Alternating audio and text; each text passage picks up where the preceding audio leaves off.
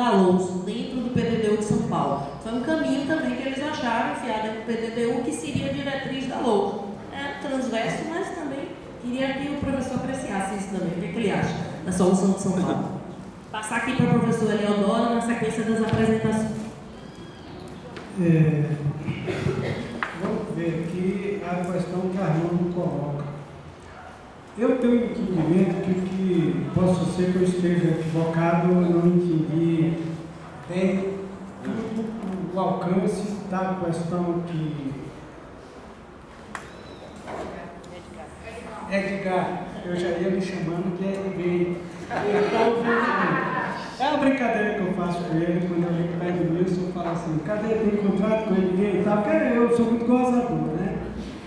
E aí, para relaxar, eu diria o seguinte, que as grandes decisões sobre grandes investimentos em infraestruturas e em equipamentos de caráter urbano regional, que transcende ao poder local, é que, na verdade, define boa parte da estrutura urbana dessa cidade, pelo menos, e acho que da maioria do Brasil, e que transcende as decisões até de prefeitos e câmaras, que estão submissas a essa lógica maior. Quem vai dizer que uma infraestrutura posta pelo governo do Estado numa cidade tão carente como a nossa não é bem-vinda? É complicado esse patamar de discussão, porque para mim, Armando, essas grandes decisões, às vezes, não estão nem no nível do governo do Estado. Por exemplo, a implantação e o impacto da estação de plataforma, das plataformas marítimas fabricadas no estaleiro, que não tem nada a ver com a ponte, mas tem interferência, porque se você fizer a ponte, tem que considerar que aquelas coisas todas, enfim, o impacto na Baía de Todos os Santos transcende a capacidade, por exemplo, do município de Maragogipe. O Maragogipe estava achando que nadando em dinheiro, houve uma repercussão na cidade que os imóveis ganharam valor e agora entraram ladeira abaixo com a crise da Petrobras. Veja que são decisões que o PDDU não tem capacidade de prever. Se você está falando do PDDU, o PDDU é sempre um elemento conjuntural, por isso que eu falo de estrutura urbana. Porque se a estrutura urbana leva em conta grandes investimentos, ou o PDDU é bem feito a ponto de indicar quais são as prioridades e define as fases de implementação, talvez isso pudesse ser a mais amarrado. Que investimento de tal e tal natureza, como é o uso do solo, é uma prerrogativa do município, ele podia, no PDDU, ele não pode entender, criar algumas amarras de que quando esses grandes investimentos fossem feitos, isso teria que passar por um procedimento, outro que não fosse por simplesmente a decisão do local. Até porque um prefeito vai dizer assim, eu não quero esse investimento no plano de carência que a gente tem aqui. Mesmo que isso cause impacto ambiental, destrua manguezal, destrua o patrimônio histórico e tal, etc. Então eu acho que essa discussão das grandes decisões que de fato interferem na estrutura urbana, e foi bom Edgar levantar isso, o PDDU tem essa limitação. Ele é insuficiente infelizmente, é insuficiente sem um planejamento regional. E na medida em que as regiões metropolitanas, no meu modo de entender, não estão contempladas no arcabouço institucional, eu não sei se esse Estatuto da Metrópole vai ter esse estofo de dar conta disso, vamos dizer que dê, talvez o planejamento regional volte a ser feito. Volte, porque não está feito há mais de 20 anos. Eu não estou dizendo que os planos eram bons, não. Eu disse isso para Gabriel e para o representante da prefeitura, no debate lá do IAB, lá no Centro Histórico. E eu falei o seguinte, lembrando Descartes, que nós pensamos diferente, os grupos sociais, os empresários, e eu, que não sou empresário, a população, não é porque a gente é mais inteligente ou menos inteligente, não é porque não leva em conta a mesma coisa. Quem está decidindo lá no nível nacional e no nível estadual está dizendo o seguinte, e não é mentira, eu estou gerando emprego, eu estou gerando renda, que está no PDDU, que um objetivo dele é esse. Do outro lado, eu estou destruindo o meio ambiente, eu estou destruindo e tal. E aí vem um probleminha que eu quero levantar aqui para vocês, uma coisa importante. Como os cargos de quem toma conta dos órgãos ambientais são cargos de confiança do Executivo, se eu disser que não aprovo, eu sou demitido. E muita gente não tem coragem de pedir a demissão antes. E essa é uma questão complicada que eu não vejo como a lei pode resolver. Será que seria o caso de que os órgãos que tratam dessas coisas da estrutura urbana não devessem ser cargos de confiança? Como é que seria o processo de nomeação? Porque eu pediria demissão na hora. Agora veja, outra questão que... Deixa ele responder a pergunta, eu volto para o senhor. Porque a pergunta foi para vocês dois. Bom, eu vou de qualquer forma. Eu seguindo a linha de Eleodoro aí, realmente a aprovação é ao nível do poder municipal, da Câmara de Vereadores, e a execução do poder executivo e o acompanhamento do judiciário. Realmente não se pode intervir nesse processo, não se tem força para intervir nesse processo. Esse é um problema do momento que a gente está vivendo numa escala mundial. O estágio de capitalismo numa escala mundial tirou o poder local, certo? Tem muitas coisas que são decididas e agora numa escala, num ambiente, o que se chama do capital financeiro, que vai buscar investimentos em dado local e tira imediatamente esses investimentos e deixa o pau rolar ali. A bolha, digamos, chamada do setor imobiliário aqui em Salvador, deixou muita gente com o pepino na mão. Os caras investiram, tá certo? E na hora de gerar lá a cédula, na hora de pagar que você ia entrar, alguém já tinha vendido e caiu na mão de uma opção de gente. Tem muita gente aí encalacrada.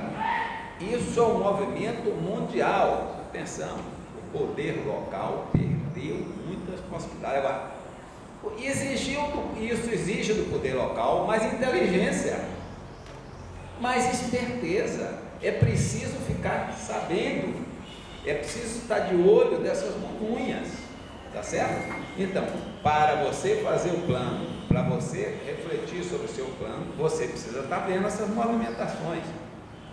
Percebeu? Você pode até, a doutora Hortência comentou aqui sobre as leis existentes, etc., como o Estatuto das Metrópoles, etc., você tem muita coisa, mas não dá conta também disso.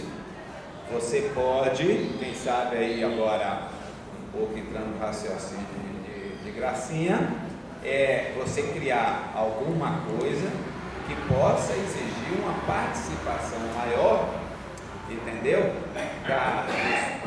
Dos diversos setores da sociedade, não só no estágio de aprovação do PDDU, nem o pós, mas o antes. O antes é que vai dar substância. Quando a Eleodoro comenta aqui os estudos urbanísticos para ver densidade e dizer o seguinte: aqui já alcançou, aqui pode, e isso precisa ser discutido nesse estágio. Para você tomar decisões, este momento talvez dê mais estruturação ao processo, tire mais as mudanças que podem ocorrer, as espertezas que podem ocorrer conjunturalmente, tá certo? Então eu diria o seguinte, que tem lá Recife, que já está ganhando. Recife está numa localização geográfica que Brasília acha que Recife é o centro-nordeste, etc. E digamos assim, a Bahia está um pouco deslocada nesse processo, entendeu? Mas isso é uma história para se discutir, e isso tem que estar dentro de uma discussão do plano. Dentro da complexidade da cidade, ainda tem entidade metropolitana, a ação de funcionalidade para o Supremo e o plano metropolitano, então é bem complexo. Mas eu vou passar aqui para a Tânia para que ela possa responder algumas ponderações de graça, né? E depois eu volto para o professor Eleodoro, que também quer fazer considerações finais, e aí depois, próximas 3 perguntas.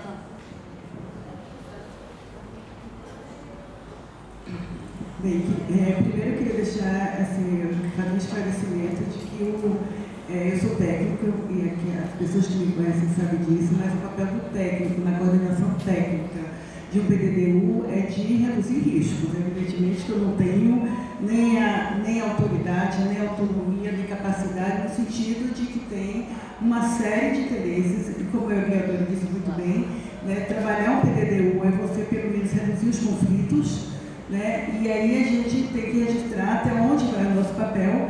E daí também, por outro lado, eu acho que assim, a importância de ter, né, na coordenação de um PDDU um técnico.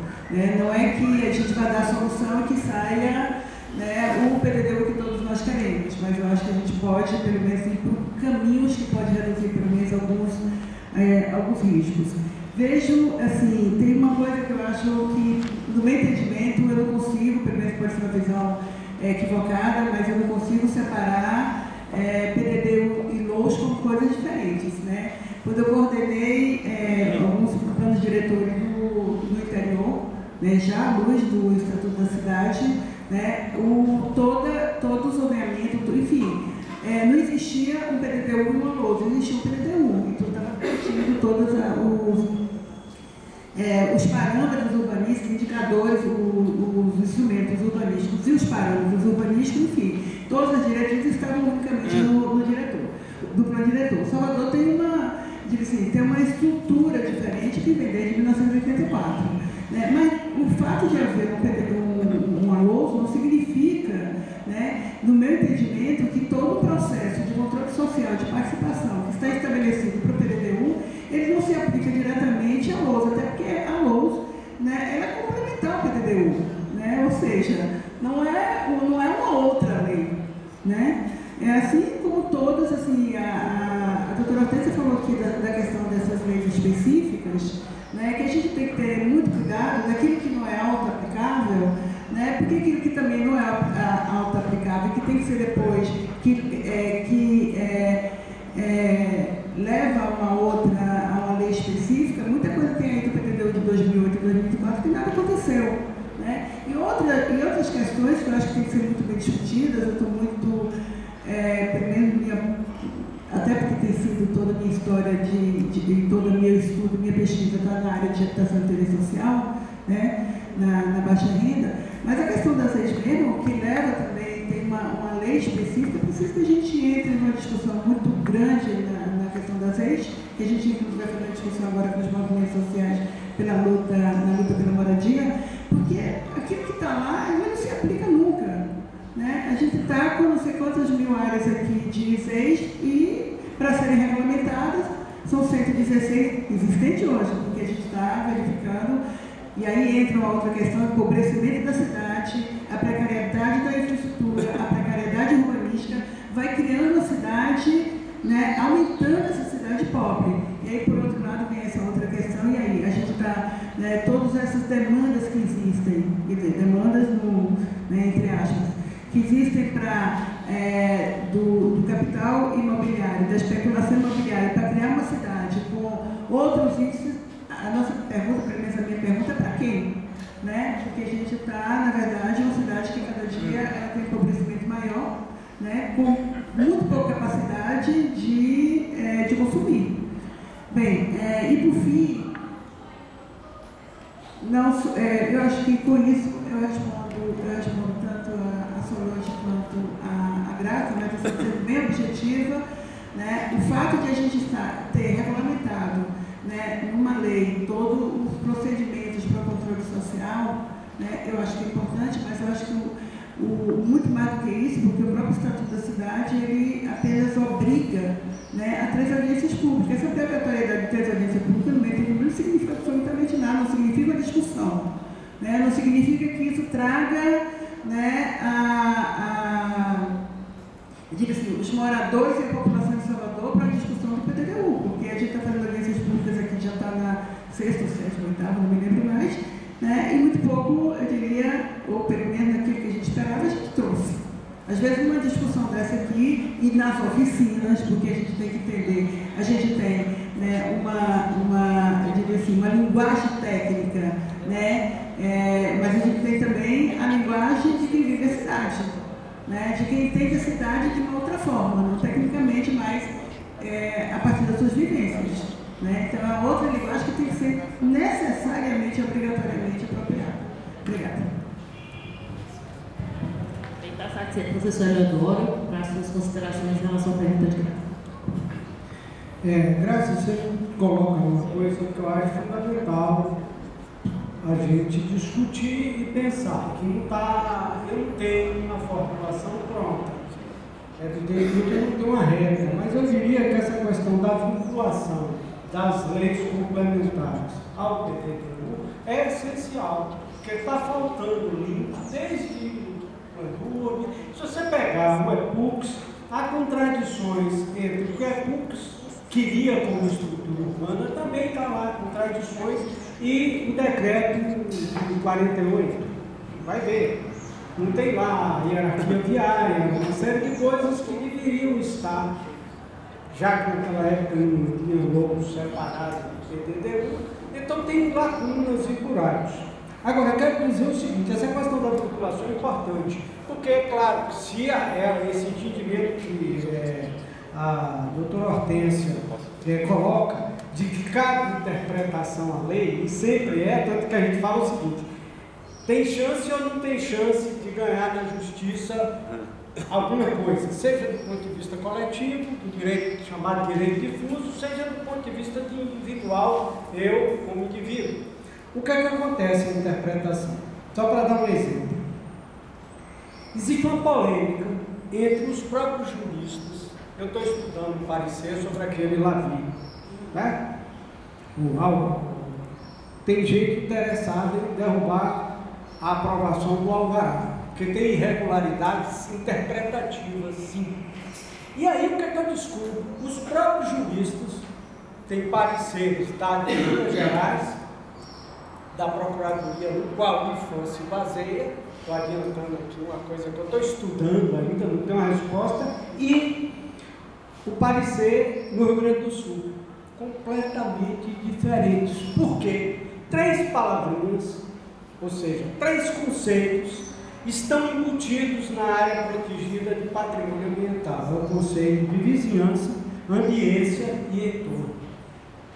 Parece brincadeira, jogo de palavras, é verdade, você está entrando num detalhe que não cabe, porque quando o juiz interpreta, para uns, essas palavras, para mim, é um equívoco urbanístico, pelo que eu leio. Se você lê Kevin Nietzsche, lê Gordon Buller, lê Lúcio Costa, para citar um brasileiro, para não dizer que eu sou gringólogo, o que é que acontece? Vizinhança é uma coisa, ambiência é outra, e não são sinônimos. E entorno engloba tudo. Está dando para... não sei se está claro. Porque vizinhança, até no senso comum, se entende é o que é vizinho, é o que é próximo, ou seja, é aquele entorno menor. Ambiência envolve, além da vizinhança, o uso do solo, sim. Se eu boto junto de um patrimônio ambiental, e esse que está falando sou eu não, é Eli Lopes Meirelles, a ambiência envolve o uso, sim. Porque se eu botar um prostíbulo junto a uma igreja, é diferente de eu botar um motel, é diferente de eu botar uma oficina estrela. Por exemplo, os carros consertando na rua, como tem na minha Avenida Centenária, que está contra a lei, mas está lá, uma oficina estrela, o cara conserta o carro no meio da rua. Tudo bem. Aí eu pergunto, o carnaval não impacta a Barra?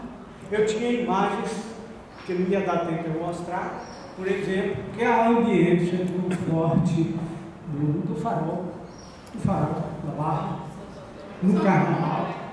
Ele é bem aumentado. Pela lei não poderia passar sem um aval de alguém. Vai falar, não, mas é um evento. Como é que eu diria? É uma arquitetura efêmera, como diria Manuel José. Mara está ali, me ajude, né, mano? É um evento efêmero, mancha e desmancha. A Copa do Mundo chegou aqui e ficou instalada mais de 20 dias, com os mictórios, e o povo fazendo xixi dentro e fora. Uma loucura aquele negócio. Fotografei tudo, fiz todo o circuito, das visuais, da vizinhança, um negócio, e está lá até hoje escrito Salvador, como se o turista chegasse aqui e não soubesse que está em Salvador. É engraçado, está lá aquele negócio, na frente do monumento. Correto? Qualquer cidadão pode entrar na justiça e dizer que aquilo está errado. Mas tudo bem, tudo bem. Então o que eu quero dizer é que, ao caber interpretação, os conceitos têm que estar muito bem trabalhados no PDD, para que a violentação não aconteça na lei complementar. Ok? É assim que eu entendo. E isso é um trabalho técnico. Como é que eu diria assim?